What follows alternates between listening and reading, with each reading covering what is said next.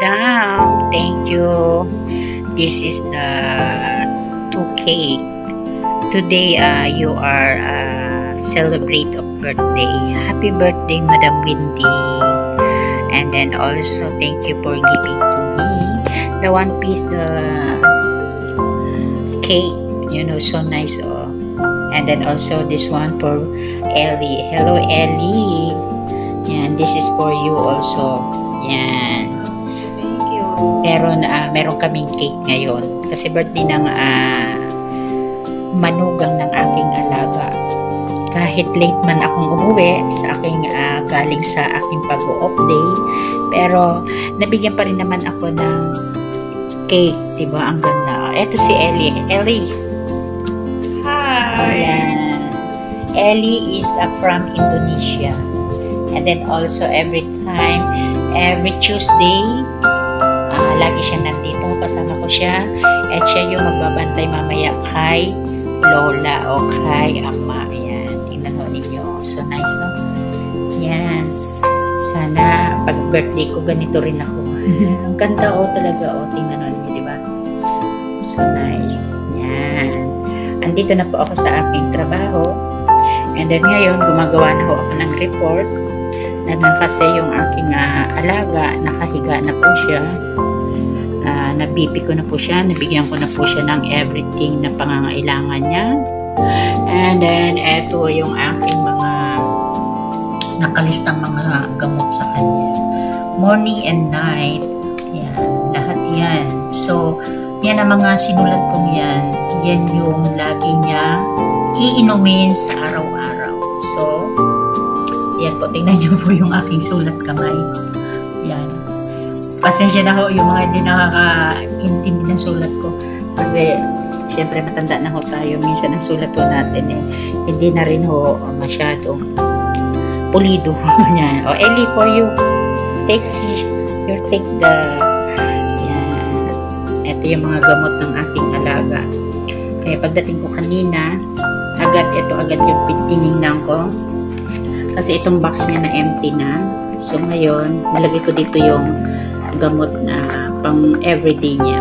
Bakit yellow at blue?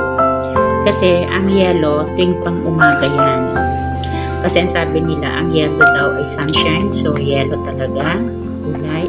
At blue naman is a dark, panggabi.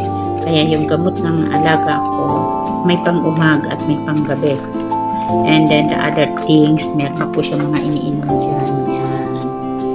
Kaya lahat po yan, tuwing ako ay mag-off or before mag-off, naka-prepare na po yan na iba yan.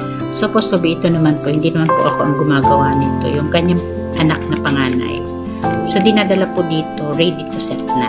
But the other things, ako pa rin po ang gumagawa, ako pa rin po ang nagsiset po ng iba yung mga gamot. So, naka-schedule pa rin po sa akin kung ano yung mga gagawin ko. Sinusulat ko yung mga pang-morning niya. Yan. Nakalagay dito, nilalagay ko dito sa jar yung ano niya. Kasi ito, once a day lang naman to, but half tablet. So, ngayon, ginagawa ko, nilalagay ko dito sa maliit na jar. Yan. Tuwing umaga, ito ang kanilalagyan na gamot. Tuwing umaga, kakain siya ng umagahan o ano, tatakpan ko lang muna, tatanggalan ko na ng, tatanggalin ko na yun siya sa kanyang ganito, kanyang lalagyan. And then, tatakpan ko, gaganyanin ko na yan. Andyan na yung gamot niya. Every time ganyan ang aking ginagawang set sa kanya. At ito yung kanyang tubig. Yan. Maganda yan. Kasi para at least maganda yung kanyang mood na yung kanyang tubig ay laging malinis. Kasi alam niyo po kahit po 96 years old na si Lola, makitaan niya lang parang may nahulog na dumi dyan. Alam niya. Tatanungin ka niyan. Pag sabi yan, apa to? Ibig sabihin, ano yun? Apa is ano yun? Ano? Yan. Kaya yan. Masarap po ng cake. Halika ko kayo, kain mo kayo ng cake at sarap. Ang ganda ho, kala mo totoong flowers, ano? Tapos, pero ang totoo, hyacinth. Hindi ko ito alam mo, hindi ko alam kung paano gawin. Kain po tayo. Bye-bye. Natapos na naman po yung buong maghapon. At thank you, Lord, sa isang cake na binigay sa akin. Very special. Tinanong ninyo. Thank you. Bye-bye.